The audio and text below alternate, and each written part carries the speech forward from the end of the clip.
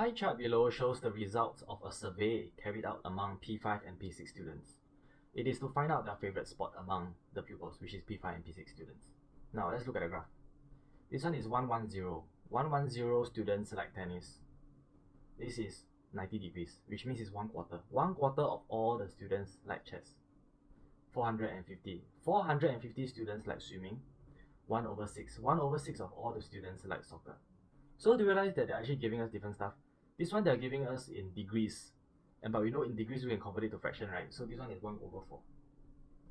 This one another fraction, 1/6. This one they give us in absolute numbers. 110 like tennis, 450 like swimming. Let me teach you how to do this. They're asking for how many pupils chose chess as their favorite sport. You see, if I take 1 whole minus 1/6 and minus 1/4, I will have the fraction that represents 110 plus 450. Okay, this is what I'm trying to say. See, if you take 1 minus 1/6 minus 1/4, that will be, change to your common multiple. Common multiple between 6 and 4 will be 12. So I times 2 to get 12, times 2 to get 12, this one I times 3 to get 12, times 3 to get 12, and this one will just be 12/12, because 12/12 is 1, right? Okay, so 12/12 minus, this one will be 2/12, minus 3/12. So it's 12/12 minus 5/12, and that will give us 7/12. Okay? After I take 1 whole minus 1/6 minus 1/4, I have 7/12. And 7/12 of all the students is 110 student plus 450 students. So if I take 110 plus 450, that will be 560 students. So 7/12 of all the students is 560 students. So right, they want to find how many people chose chess as their favorite sport.